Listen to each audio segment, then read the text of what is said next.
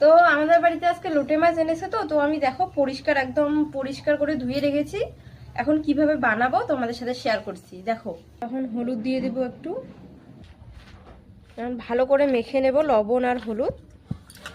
তো দেখো আমি ভালো করে মাছটা মেখে নিয়েছি, এখন এটা একটু ঢেকে রাখবো। আর ওইদিকে মশলা কষাবো।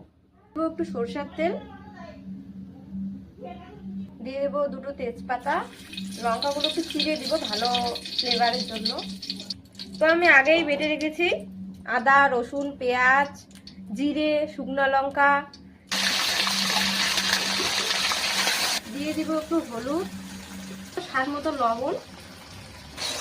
মশলাটা একদম ভালো করে কষিয়ে নিতে লাগবে। দেখো আমি খুব সুন্দর করে কষিয়ে নিয়েছি। হচ্ছে কি, লোটে মাছ অল্প একটুতেই কিন্তু ভেঙে যায়, গুঁড়ো হয়ে যায়, তো ওই জন্য আলাদা করে আর ভাজতে লাগে না, ডাইরেক্ট কষা মশলাগুলোতে দিয়ে দিব।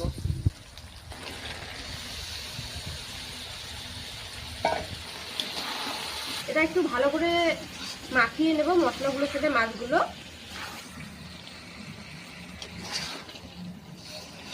ভালো করে মাখিয়ে নিয়েছি মশলা আর মাছে, এখন দিয়ে দেবো ঢাকনা।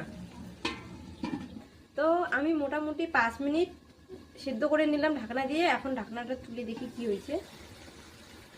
তো দেখো কত সুন্দর সিদ্ধ হয়ে গেছে মাছগুলো। এখন একটু ভালো করে কষিয়ে নিয়ে নামাতে লাগবে। আমি একদম পুরো জলটা, যতগুলো জল বের হয়েছিল মাছটা থেকে, একদম পুরোপুরি শুকিয়ে নিয়েছি, ভালো করে কষিয়ে নিয়েছি।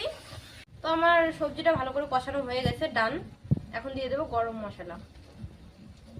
গরম মশলা দেওয়া শেষ আমার। ভালো করে এটা মাখিয়ে নেব।